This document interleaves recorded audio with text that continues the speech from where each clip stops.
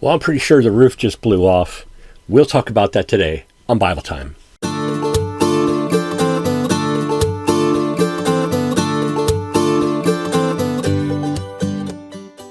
Hello again, everyone. Thank you for joining me for Bible Time.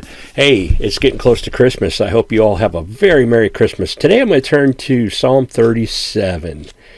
Psalm 37. And this is what we read.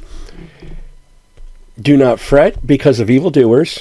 Do not be envious of workers of iniquity, for they shall soon be cut down like the grass and wither as the green herb. Trust in the Lord and do good. Dwell in the land and feed on his faithfulness. Delight yourself also in the Lord, and he shall give you the desires of your heart. And it goes on. It's a pretty long psalm. It's written by David to tell us about what to do in the midst of a storm. If anybody was ever running for his life, it was David. If anybody had enemies, it was David. But he knew what to do, to trust in the Lord. So let's just make up a fictitious situation here.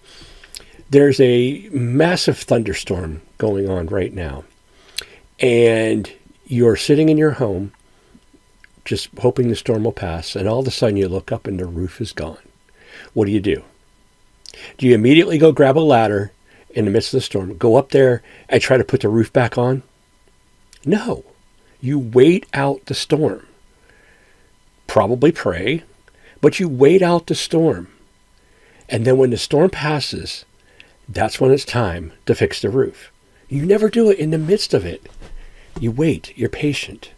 Why? Because you could get hurt, you could get killed, you could make things worse, and you could lose a bunch of tools if they get blown away. But what I'm saying, I believe what David is saying is, don't try to fix things when things are falling apart around you. Don't try to retaliate in the midst of a war. Let the battle end, regroup, and then, if necessary, fight the next battle, or give it to the Lord and see what he wants to do with it. See, what happens is somebody will smear our name through the mud. Somebody will attack us unprovoked for some reason. Somebody will, mislead us and misguide us to get us to buy their product when they're just trying to make money. There's all kinds of things that can happen to you. People use scare tactics.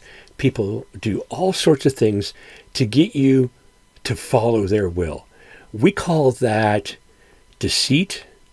We call that misleading. We call that many different things. But God will fight for you. Here, let's read that one verse again. Do not fret because of evildoers, nor envious of workers of iniquity, for they shall soon be cut down like grass and wither as the green herb. Trust in the Lord and do good. Dwell in the land and feed on his faithfulness. When you feed on the faithfulness of the Lord, you are not going to go wrong. Things may not always be perfect. They may not always be what you want, but you're not going to go wrong. Now, I know this is difficult, and I have, for one, been someone who has tried to put the roof back on the house in the midst of the storm. It's the thing that we just want to do. It seems the most logical, but it's not the best thing to do. The best thing to do is to trust in the Lord's faithfulness. He is going to come through for you all the time. Now, you may say, but God hasn't come through for me. I've been waiting forever. The time hasn't come yet then. God will always come through for you. It may not always be what you want, but he will come through for you if you give him the opportunity. So trust in the Lord. Don't put the roof back on while the storm is coming down. Especially if it's a snowstorm. You're just going to get all covered in snow, and nobody wants that. Merry Christmas, everyone. I hope you have a great holiday season. I know it's getting cold and it's getting snowy, but hey, you know what? Don't try to put the roof back on, because spring is coming.